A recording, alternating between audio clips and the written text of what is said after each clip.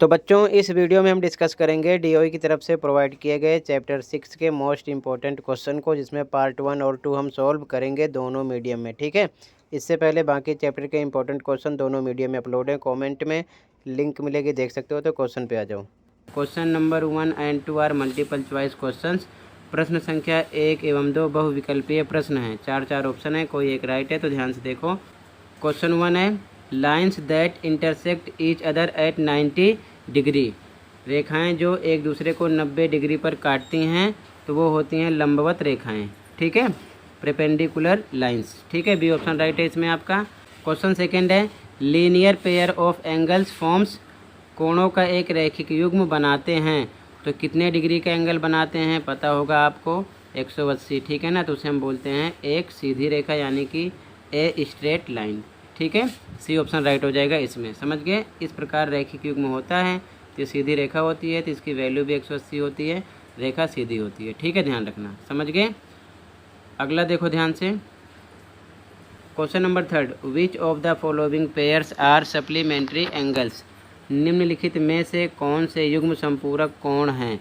तो संपूरक कोण की पहचान है बच्चों, 180 वैल्यू होती है दो संपूरक कोणों के योग की। ठीक है, तो ध्यान से देखो, अगर 140 में 40 प्लस करोगे तो कितना हो जाएगा, 180। ठीक है, तो कौन कौन से हैं, एक तो ये हो गया, क्योंकि इसकी वैल्यू भी 180 निकलेगी। और उसके बाद में 60, 30, 90 है, ये नहीं है। ठीक है, क्योंकि ये क्या हो जाएगा, पूरक कोण, क्योंकि पूरक कोण की वैल्यू होती है 90, ये चीज़ ध्यान में रखना।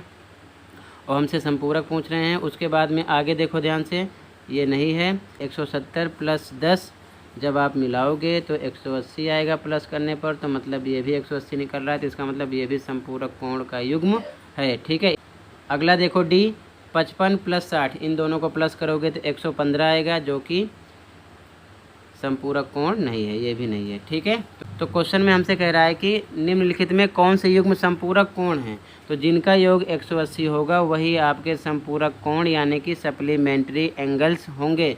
ठीक है, तो यहाँ पर आपको दो ऑप्शन चूज़ करना है, ए आपका राइट है और सी राइट है। समझ गए, इन दोनों को प्लस करने पर 180 आएगा और इन दोनों को प्लस करने पर 180 आएगा। ठीक है, तो ये दो आपके संपूरक हैं, बाकी दो नहीं हैं। ठीक है, आगे देखो ध्यान से। क्वेश्चन नंबर 4, दी गई आकृति में a plus B plus C plus D बराबर क्वेश्चन मार्क है। In the given figure a plus B plus C plus D equal to question mark है। सॉल्यूशन देखो, आंसर नंबर 4। आंसर नंबर 4, ध्यान से देखो, इसको हमने L मान लिया रेखा को। ठीक है, ध्यान रखना, हिंदी में लिखो रेखा L पर, इंग्लिश में online L। C plus D, ये दोनों रैखिक युग्म यानी कि लीनियर पेयर बना रहे हैं। अगर हम C प्लस डी करेंगे तो 180 निकलेगा। ठीक है, C प्लस डी, ध्यान रखना। तो लिखेंगे angle C plus angle D बराबर 180 के। क्यों, इक्वेशन 1 इसको लिख दो, यानी समीकरण 1। हिंदी में रीजन लिख दो, रैखिक युग्म है, और इंग्लिश में लीनियर पेयर है। कंडीशन दिखा दो, रीजन दिखा दो कि किस कारण 180 हम कर रहे हैं। ठीक है, अब इसके जस्ट नीचे देखो, नीचे की तरफ ध्यान से देखो, ये नीचे की तरफ इधर भी दो एंगल हैं, ए और ये बी है, इन दोनों को भी मिलाकर रैखिक युग्म हो रहा है, 180 के निकलेगा। तो यहाँ लिखेंगे और, एंड इंग्लिश में angle A plus angle B, angle A plus angle B बराबर 180 के होगा। इक्वेशन 2 हो गया, समीकरण 2। रीजन लिख दो, रैखिक युग्म हिंदी में, इंग्लिश में लीनियर पेयर है। ठीक है, समझ में आ गई बात। अब ध्यान से देखो आगे, यहाँ पर हम लिखेंगे समीकरण 1 और समीकरण 2 जोड़ने पर, इंग्लिश में एडिंग इक्वेशन 1 एंड 2 लिख लेना। इक्वेशन 1 ये है, इक्वेशन 2 ये है। ठीक है, तो इस साइड वाले पार्ट को हम एक तरफ जोड़ लेंगे, तो angle C plus angle D लिखा गया, फिर plus angle A plus angle B लिखा गया बराबर, और इस साइड का दूसरी तरफ एक साथ जोड़ लो, 180 प्लस 180 इधर लिख दिया गया। ठीक है, आगे देखो ध्यान से, ये टोटल हमको प्लस ही करना है। ठीक है, तो जब आप प्लस करोगे तो आगे पीछे भी इसको हम लिख सकते हैं। तो पहले हमने सीरियल वाइज लिख दिया, angle A plus angle B plus angle C plus angle D बराबर 180 प्लस 180 360। तो angle A plus angle B plus angle C plus angle D बराबर 360 के आएगा। यही हमको निकालना था, ये आपका आंसर हो गया। ठीक है, आंसर नंबर 4। ठीक है, तो ऐसे ही लिख लो, कहीं पर कोई डाउट होगा तो बता देना। अगला क्वेश्चन देख लो आप ध्यान से। अगला क्वेश्चन नंबर 5 देखो, मिलान कीजिए, मैच द फॉलोइंग, ठीक है ना, मैचिंग करना है, ध्यान से देखो। कॉलम ए कॉलम बी, यहाँ पर lines that don't intersect each, रेखाएं जो एक दूसरे को नहीं काटती।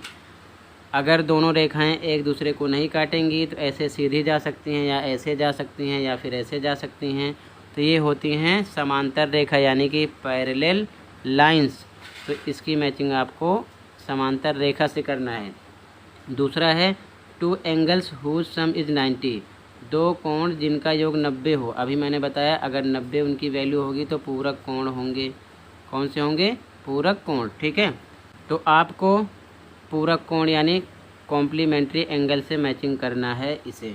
उसके बाद में अगला है angle whose measure is less than 90 degree, कोण जिसका मान 90 डिग्री से कम हो तो वो होता है एक्यूट एंगल यानी कि न्यून कोण। तो इसको आप मैचिंग करोगे न्यून कोण से, ठीक है। तो ये आपका आंसर हो जाएगा आंसर नंबर 5।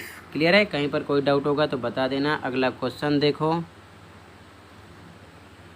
अगला क्वेश्चन नंबर 6 है, in the given figure angle COD is a right angle. COD ये राइट एंगल है, 90 का है। इसकी value find the value of y, y हमको निकालना है। दी गई आकृति में कोण COD एक समकोण है, y का मान ज्ञात कीजिए। लास्ट क्वेश्चन है, ध्यान से देखो इसका solution.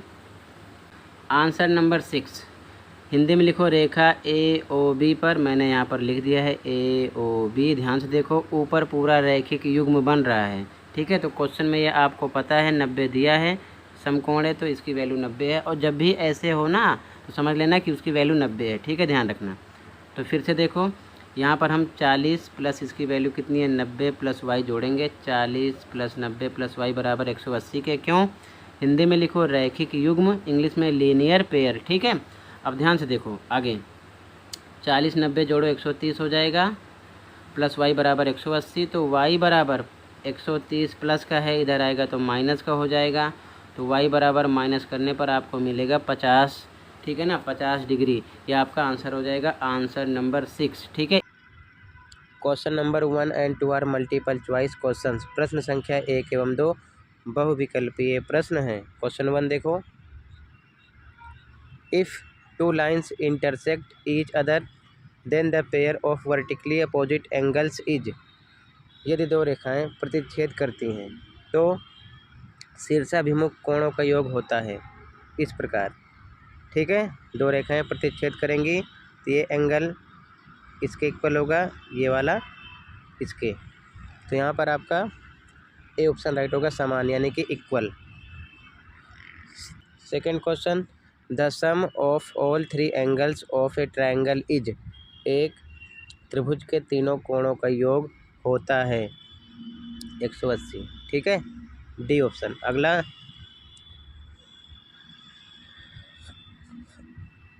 Question third, fill in the blanks, रिक्त स्थान भरें।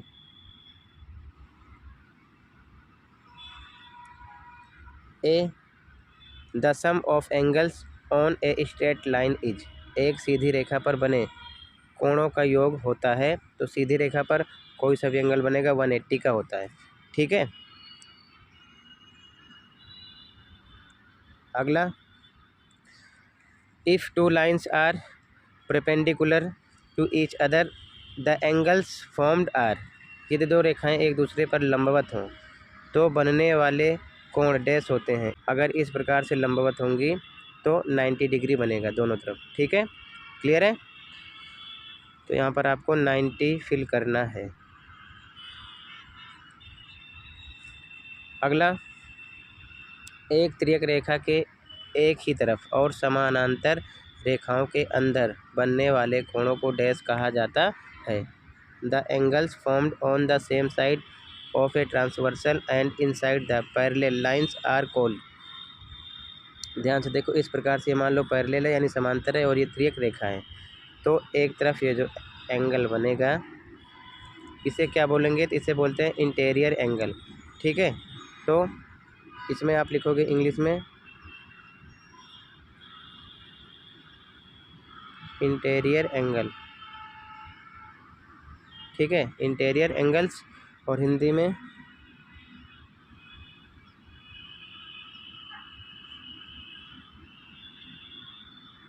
आंतरिक कोण, ठीक है। और इन दोनों का प्लस 180 होता है, ये चीज़ ध्यान में रखना, सप्लीमेंट्री एंगल भी कहलाते हैं। अगला, यदि दो कोण पूरक हैं तो उनका योग डैश होता है। If two angles are complementary their sum is 90 होता है, ठीक है। क्लियर है। सप्लीमेंट्री 180 होगा, कॉम्प्लीमेंट्री 90 डिग्री का होगा। आगे आ जाओ। Question 4, if a pair of vertically opposite angles is 3x - 10 and 2x + 30, find the value of x and each angles. यदि शीर्षाभिमुख कोणों का एक युग्म 3x - 10 और 2x + 30 है तो x और प्रत्येक कोण का मान ज्ञात कीजिए। सॉल्यूशन देखो। आंसर 4, ध्यान से देखो। इस प्रकार ये एंगल है, शीर्षाभिमुख बन रहा तो ये इसके इक्वल होगा, ध्यान लिखा गया है। x को x की साइड लाओ, नंबर को नंबर की तरफ भेजो, निशान बदल जाएगा, ये -2x, ये +10 हो जाएगा, दिया जाएगा x माइनस करने पर 3x में से 2x माइनस होगा 1x, 1 लिखा नहीं जाता, ये आ जाएगा 40, ठीक है। बट ये आंसर नहीं है, ध्यान रखना। फिर कह रहा है x का मान निकालना है, ये तो x का मान हो गया, फिर दोनों एंगल भी निकालने हैं। तो पहले हम निकाल लेंगे, पहला है आपका 3x - 10, ठीक है।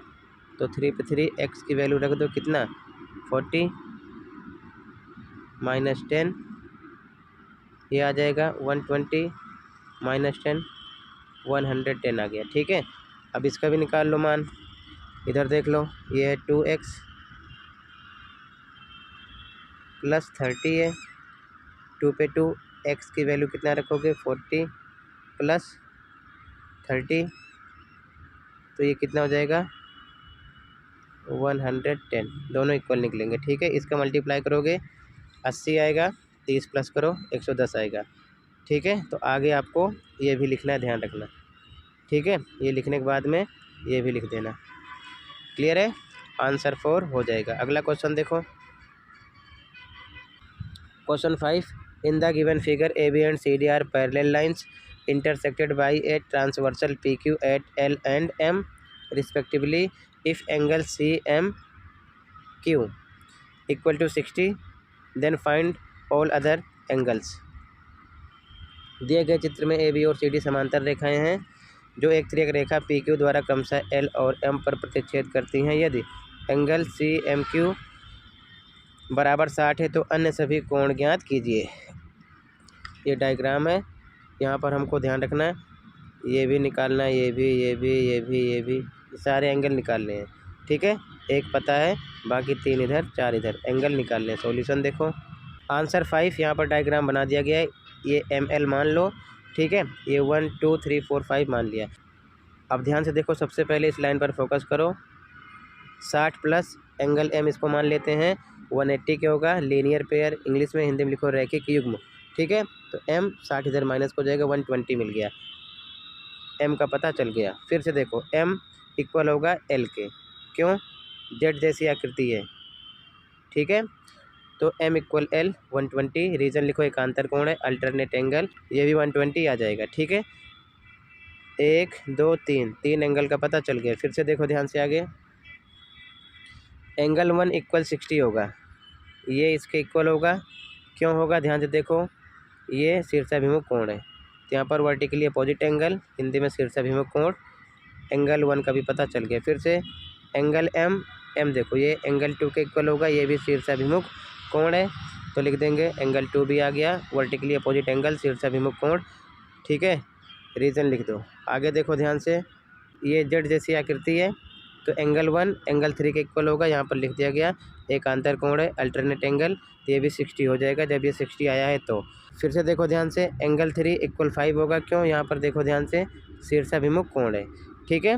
तो ये भी 60 आ जाएगा, 3 आ चुका है, क्लियर है। 3 ऊपर आप निकाल चुके हो।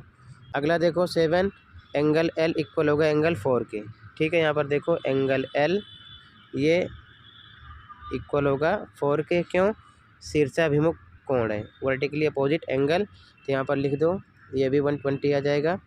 और यहाँ पर शीर्षाभिमुख कोण, हिंदी में इंग्लिश में V बनाओ, वर्टिकली अपोजिट एंगल, ठीक है ना, VOA, क्लियर है। तो सारे एंगल आ जाएंगे, 8 एंगल निकालने थे, एक यहाँ पर हमको पता था, तो ये आंसर आपका 5 हो जाएगा, क्लियर है। इसी के साथ ये वर्कशीट कंप्लीट है। कहीं पर कोई डाउट है कमेंट कर सकते हो, इसे आप भी बना लेना। ठीक है, मिलते हैं अगली वीडियो में। Thank you for watching.